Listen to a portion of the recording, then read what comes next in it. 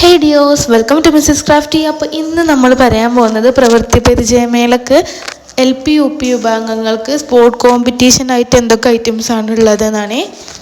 ഒന്നാമതായിട്ട് വരുന്നത് ചന്ദനത്തിരി നിർമ്മാണമാണ്, അഗർബത്തി മേക്കിംഗ്. രണ്ടാമത് ഈറാമുള കൊണ്ടുള്ള ഉൽപ്പന്നങ്ങൾ. മൂന്നാമത്തത് വരുന്നത് ബീഡ്സ് വർക്കാണ്, മുത്തുകൊണ്ടുള്ള ഉൽപ്പന്നങ്ങൾ, അതായത് മുത്തുകൊണ്ടുള്ള ആഭരണങ്ങളാണ് ഉദ്ദേശിക്കുന്നത്. നാലാമതായി വരുന്നത് ബുക്ക് ബൈൻഡിങ് ആണ്. അഞ്ചാമതായി വരുന്നത് ചിരട്ട കൊണ്ടുള്ള ഉൽപ്പന്നങ്ങളാണ്. 6 കയർ കൊണ്ടുള്ള ചവിട്ടി മെത്തകൾ. 7 ഇലക്ട്രിക്കൽ വയറിംഗ് ആണ് വരുന്നത്. 8 ചിത്ര തുന്നൽ, അതായത് ഹാൻഡ് എംബ്രോയ്ഡറി ആണ് എട്ടാമത് വരുന്നത്. 9 തുണിയിൽ ചിത്രം വരക്കൽ, അതായത് ഫാബ്രിക് പെയിൻ്റ് ആണ് കേട്ടോ. 10ാമത് വരുന്നത് വെജിറ്റബിൾ പെയിൻറ്റിങ്.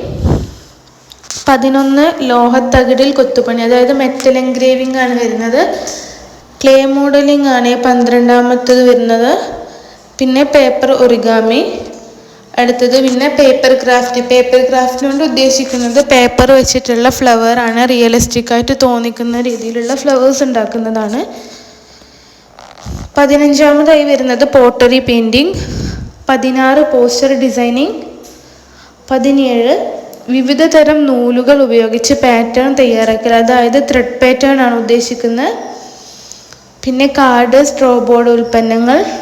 19 പാഴ്വസ്തുക്കൾ ഉപയോഗിച്ചുള്ള നിർമ്മാണം, വേസ്റ്റ് മെറ്റീരിയൽസ്. 20 പാവക്കളിക്കുള്ള പാവകൾ, പപ്പറ്റ് മേക്കിംഗ് ആണ് 20ാമത് വരുന്നത്.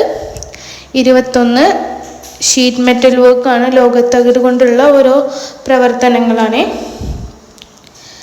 22 വരുന്നത് സ്റ്റഫ്ഡ് ടോയ്സ്. 23 കുട നിർമ്മാണം. 24 മരത്തിൽ കൊത്തുപണി. 25 മരപ്പണിയാണ് വരുന്നത്. ഇത്രയും കാര്യങ്ങളാണ് നമുക്ക് വരുന്നത്. LP UPക്കുള്ള കാര്യമാണ് ഞാനിപ്പോൾ പറഞ്ഞത്. ഹൈസ്കൂൾ, ഹയർ സെക്കൻഡറിക്കൊക്കെ ഇതിലും കൂടുതൽ ഐറ്റംസ് വരുന്നുണ്ട്. അതെല്ലാതും ആഡ് ചെയ്തിട്ട് ഒരു വീഡിയോ ഇടുന്നതായിരിക്കും. ഇതിൽ ടൈം വരുന്നത് 3 മണിക്കൂറാണ്. ഒരു കുട്ടിക്ക് ഒരു ഐറ്റത്തിൽ മാത്രമേ പങ്കെടുക്കാൻ പറ്റുള്ളൂ.